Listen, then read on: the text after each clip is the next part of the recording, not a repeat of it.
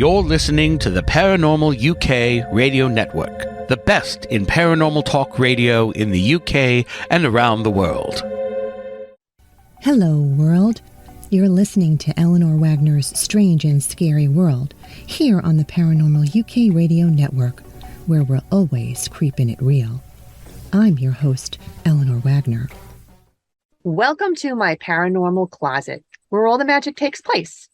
Today's guest is an author of true events and how they affect those involved in the occurrences unfolding around them. Like the stories told by his native Abenaki ancestors, he brings you into the center of the story and talks from his personal point of view. When sharing his Bigfoot experience, he takes the reader on a frightening journey. Please join me in welcoming A.H. Verge. Is that how you pronounce your last name, Verge? Yes, it is, Eleanor. Okay. May I call you Andre? Yes, you may. And thanks for having me. So good to have you. Yes, so good to have you here today. I'd like to start our discussion with your book, The Little Englishman. I read both your books, loved them both. They're both very different from each other. The Little Englishman takes your reader on a chilling adventure where survival is a matter of cunning and wits as you tell the tale of your great-great-grandfather who was kidnapped off the docks of England, ending up in Quebec, Canada during the 1850s. You share how he was captured by the Abenaki Indians, where he learned very valuable medicinal recipes which have been handed down through the generations and now on to you. Why don't you go ahead and share a little bit of this extraordinary tale and how things ended up for you? Okay. Yeah, actually, my great-great-grandfather, his name was Edouard Langlois. And what he did is when he was 7 years old, he accidentally boarded a ship in England and inadvertently stowed away. And before he could get off the ship, it was already under sail, and he ended up in Quebec, Canada. A very harrowing tale because at 7 years old, he learned how to fend for himself and live on the streets and live under porches until, like you said, he was abducted by the Abenaki and Indigenous people up in Canada, hauled into the woods, and for lack of a better word, made into a slave. By working with the Abenakis, he was able to learn their medicinal recipes. And when he was finally able to escape, he brought all of those recipes with him. Those are the recipes that I have now. And we actually formulated the Tego Tea Company, and we started putting the recipes out for the world. And it's been an incredible trip ever since then. Really? How so? Well, one of our original tea recipes, we had it tested at the University of Bologna, Italy, and it's for diabetes. And what they discovered at the university, which we already knew, was that it helps lower and regulate blood sugar. They just did not expect it to work as fast as it did. And that tea overnight went worldwide until it was featured in the World Tea News, and then we were global. It was absolutely amazing on how fast this came to play. That's amazing. Well, I'm glad that worked out for you. And it's a wonderful thing that you're helping so many people with something that's natural and not chemically manufactured. Yeah. Nowadays, if you can go natural, it's really the best way to go. Because with everything that's in our food sources, you really can't trust too much. So True. When you get down to basics, it's the way. Why not go back to the roots where the indigenous people did those things back then and try and use nature's medicine to help others with their ailments? Yes, exactly. Well, you went on to write A Nightmare in the Woods, which is about your family's disturbing series of encounters with Bigfoot on your family's property. What year was this and how old were you at the time? This was in 1976 in northern New Jersey. And I was 8 years old at the time. Probably one of the most harrowing accounts that ever took place in my life, because at 8 years old, we had this cryptid running around our home until we finally notified the local authorities. They got involved, and it culminated to where we would actually have sightings of it, get evidence as far as footprints and damage it onto our property. And then until I eventually walked into it. And because of that, that's when it changed my life.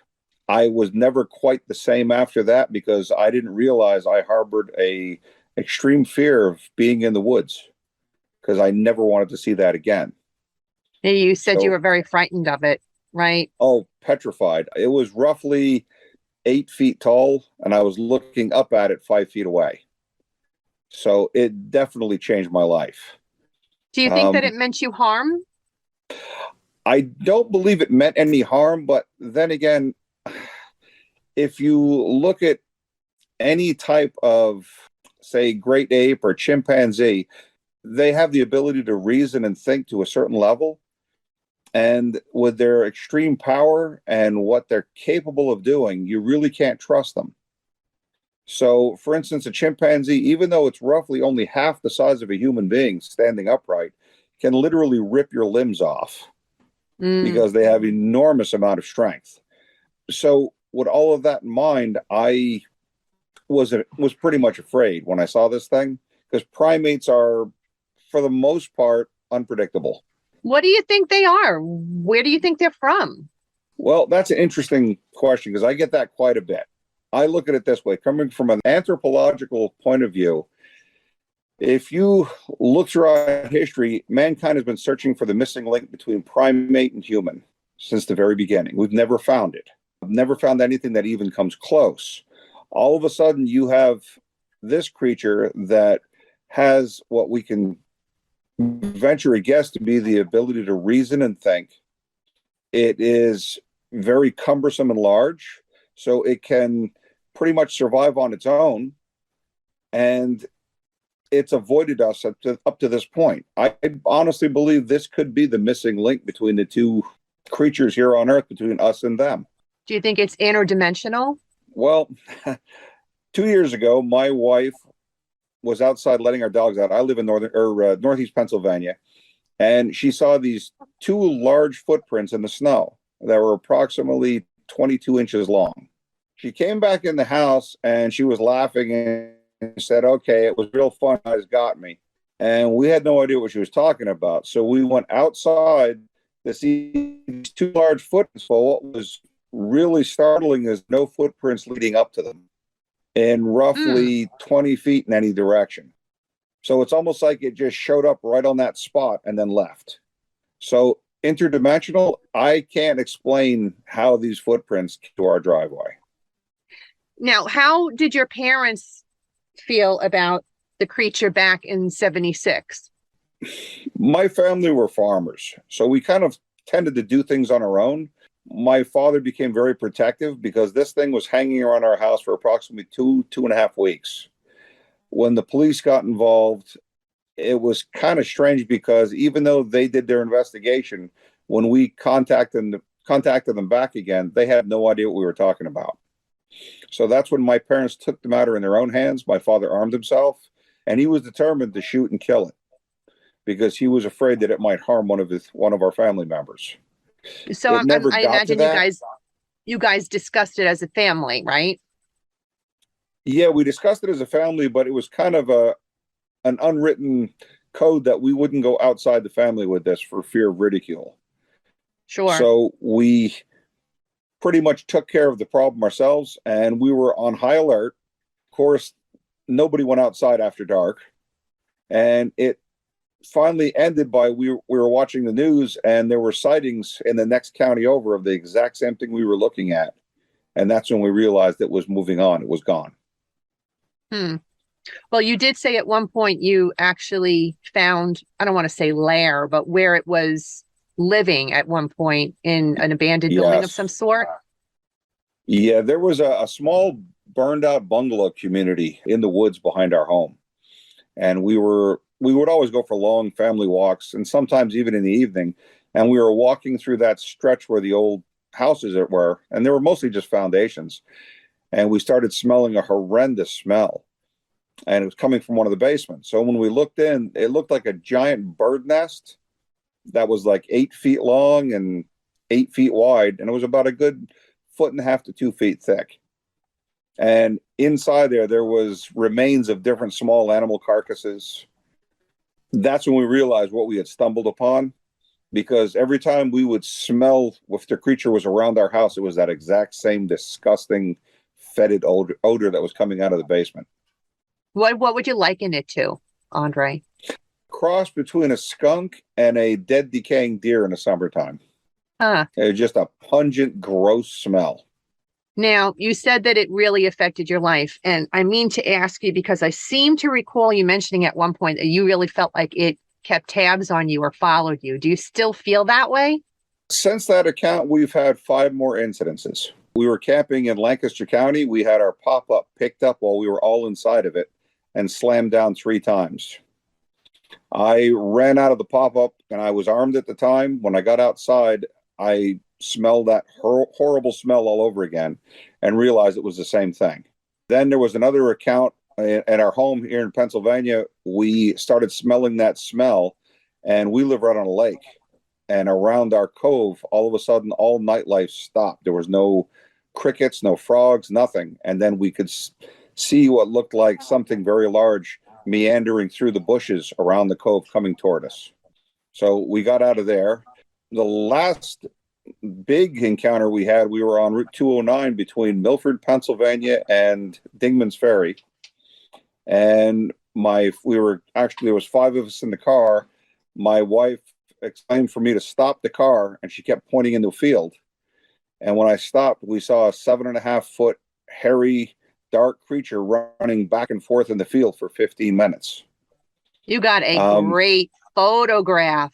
I remember seeing that and thinking, oh my goodness, you should go public with that if you haven't already. Does this mean that you're going to be writing another book? Actually, we are. I'm actually in the process. I've been writing a few books at the same time. That's the author in us. That's what we do. Actually, one of the books I was writing is the history of Tux Island Dam project. Oh, okay. That's very interesting. I had that in my first book, if you remember. I wrote about that as well. Yes. Yeah. I'm discussing the dark side behind what happened with the forced evictions and the massive suicides that took place. Interesting read. Oh my goodness. Yeah. I'm looking forward to that. Yeah, I was fortunate enough to speak to somebody that used to live there, and they were giving me their explanation of everything that happened on a day-to-day occurrence. And it was absolutely horrible. But I'm writing about that. I'm actually writing another Bigfoot book from the continuation from what's happened since I wrote the first. And I'm also writing a book on ghost investigation that I used to do. I'm so glad you're doing that. I know we talked about that at one point. Very good. Yeah, I have quite a library of pictures that were taken, and I used to cleanse houses at one point. And a lot of the things that I was getting on film were demonic. So I have some horrible pictures of really strange things. But I'm going to put that out as well. Good for you. Why do you think, why you with this Bigfoot? Eleanor, I've been asking that very same question for years. It was explained to me by a very close friend when he said, you're native. You have a connection to the earth, and these creatures are native. They have been in conjunction with native culture for centuries. And it seems to pick up on me. I've been asked to do expeditions. I'm actually doing an expedition in May. Really? I'm going out. That's going to be in New Jersey, but then I was asked to do another one in Maryland. That's very brave of you, especially with how fearful you are of the creature. It's almost as if now you're taking it head on and facing your fear. That's incredible. Yes.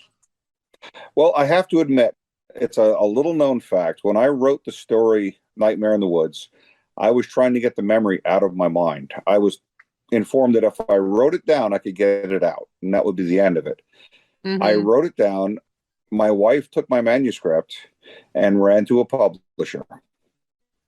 And 6 weeks later, it was a huge hit on Amazon, and it just went from there. Now I'm again selling worldwide with the books, and it just keeps moving. So because of that, I've kind of faced my fears. I'm trying to set it behind me, and now I'm more or less inquisitive as to what happened. And I'm looking at it as an adult perspective. Well, I can understand why you would hold on to that fear because you were so young when it happened. I know I've shared with you my own personal experience with the spirit that lived in my home and how terrified I was of that spirit as a child. Yes. And now, having grown into adulthood, I realized that that spirit knew that I could see it and was just trying to get my attention. And if I were given the opportunity to go back in that home today, I would say I was sorry because I didn't need to be afraid. It was just trying to get my attention.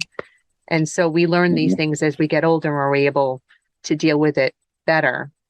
So now you Yes. say you're writing these 3 books and you have this expedition. Tell me more about the expedition. You're going to do them both? You said you were going to do one in New Jersey, one in Maryland, or? Yeah, I'm doing one in New Jersey. That one, I was asked to go through Stoke State Forest and again down Old Mine Road, all through that area, and also other parts of Branchville for places that I know are hotspots. I mean, I've seen numerous nests when I'm out, and one recognizing these things, being able to understand the signs. Understanding the signs. Yeah, once you start seeing these things, you understand the signs and you know what to look for. Whereas most people just drive by. Now, the day that we saw the creature on Route 209, we were one of many cars driving on the road, but nobody noticed it. We were the only one that stopped. So that leads me to believe that most people don't take the time to look around. Everybody's in a hurry, you know. Yeah. Probably how they're able to evade us so much now because of people being so, their heads stuck in phones and computers and not really observant of the surroundings. When I wrote my books, I've had Bigfoot sightings. You're in the first book, as the public already knows. In more recent years, I've gotten some sightings around Bassett's Bridge Road in Wantage, across that little connector road where the swamp is. And then in the Glenwood area of Vernon, there's actually a neighborhood. I'd have to look up the name to get it to you, but there's actually a neighborhood in Glenwood that gets sightings and visitations from Bigfoot constantly. And it's not just one house or one family. So you might want to look into that area too. Because they're still around. Yeah, I have a close friend. His name is Brian Goslin in Whitehall, New York. And he's the police officer that's in a lot of the documentaries back in the early 70s where he was chased out of a field by a Bigfoot while on duty. And he's invited me up to show me some of the things up there. And he told me if I want to get a first-hand view of this thing, he knows right where to go. Wow. I've been putting it off. Eleanor, because, you know, I still have a little bit of the fear back. But he assures me that we can see things from a distance. When he said, he goes, every time he goes there, he has a sighting. Wow. So maybe if you look at it in a different way, where I was just saying to you how that spirit was trying to get my attention because it knew that I could see it. Maybe that's exactly what Bigfoot has been trying to do with you for years. Maybe this is your calling in your journey because of the Native American history behind your DNA. And I'm sure you'll eventually figure out exactly what it is that you need to do. I mean, it was 50 years old when I figured out what I needed to do. It took me that long. So maybe that's your calling. What do you think? Well, you know, it's strange, Eleanor, because in my original Native traditions, we were taught to fear this because this was the guardian of the forest. This was the abductor of children. This was the boogeyman. So when I was looking up that cultural aspect of this, I realized the unpredictability is a major issue. So I'm sure I'll figure it out eventually, but I still have that in the back of my mind. And then when I started looking at the scope of where these things are located, almost every continent in the world has some form of a Bigfoot, whether it be the Yowie. The Yowie abominable snowman. Yeah, exactly. So they go everywhere. There are also some very scary reports of there have been children abducted. There was one in Colorado that was abducted, never seen again. and it was a small boy. And hikers said that it looked like there was a bear running through the woods with a bolt of fabric over its shoulder. And come to find out, it was this small boy that it killed. So How long I ago believe was they're this? omnivorous. This was back in the late 60s.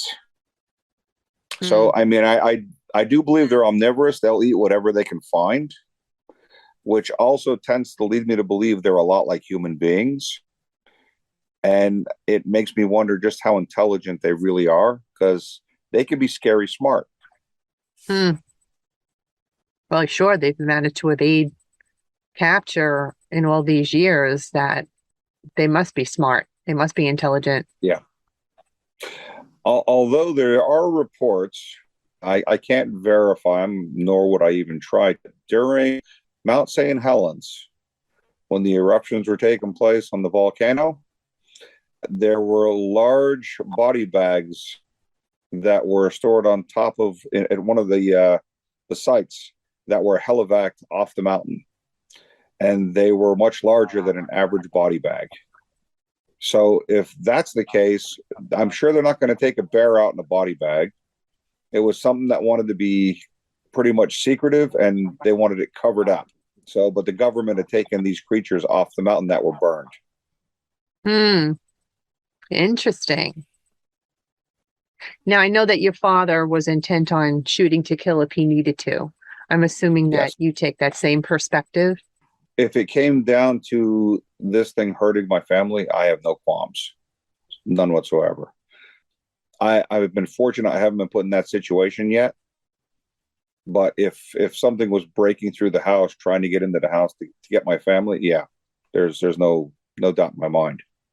And this book that you have that you're writing about it, when is that slated for release? Last year, just like any author, it's on a back burner. I will get it done eventually. Actually, it's the continuation of what's happened since Nightmare in the Woods. Right, And Nightmare in the Woods 2, part 2. yeah, exactly. And it just keeps going. I never expected to have any more occurrences. And I'll be the first to admit, I thought I was losing my mind. I figured, maybe this is something in my subconscious, until my family had the exact same experience. Mm. I mean, we were literally chased up the side of a mountain, the four of us, by one of these creatures. It was paralleling us, and it was trying to get to us. And that was not a good day. Mm. The girls must have been terrified. Yes, they were very young at the time. They were more terrified in the camper Oh, because, yeah. yeah, I mean, we were picked up roughly 1 to 2 feet and slammed down 3 times. Mm. Which, whatever it was, it had to have been enormous, and it had immense strength. Sheesh. Yeah, I can imagine that would be very frightening. My goodness. Oh, boy. Well, I'm looking forward to the release of that book, so get your ass moving. Yes, dear. Where can listeners who are avid readers go to find your books? And tell us if you are on any kind of social media sites that you'd like to share with the public. Well, currently we are selling only on Amazon. We're actually going to be setting up a new site to sell directly off of our own site. We do have a site, Nightmare in the Woods, and also under Verge. If you'd like to check us out, we do have. We've seen some of the pictures. You do what? I said we do have updates as far as some of the things we've done, and also some of the pictures we've taken, including the ones on 209. Oh, and they're on the Nightmare website? Yes, they are. Yeah, I gotta go check that I out. encourage everybody to check that out. Yeah, amazing. And are you on social media as far as Instagram or Facebook or TikTok is concerned? Not really. Unfortunately, I am technically challenged, to say the least. I've been joking around for years. My iPad comes with a pencil. It just makes things easier for me. But I am going to start delving into that a little bit more. I actually have an agent that's going to be working with me, and she's trying to bring me into the 18th century, as far as I can say. Well, I wish you well. Good luck. Thank you very much. It is tough, that's for sure. I learn as I go. I did become a TikToker not too long ago. And so I added to my regiment of things. Every week I have Monday, Wednesday, Friday, Monday, Wednesday, Friday. I do those posts. So it's added to that regimen and then I get it done. And I've been pretty good about it. So because people are still looking for those updates and they want to see the things that you want to share. So I keep up with it. But I'm so excited to read those books. I can't wait until they come out. And thank you so much for coming on the show today. I appreciate thank you for having giving me. your time. No, Okay. I really appreciated it. Ghostly listeners, you can follow me on my website, authoreleanorwagner.com, where there are links to my books and video updates and photographs. Thank you, paranormal enthusiasts, for tuning in today. I hope you'll come back again. Remember to tap into your own gifts. Everyone has them. And in the meantime, make sure you're creeping it real.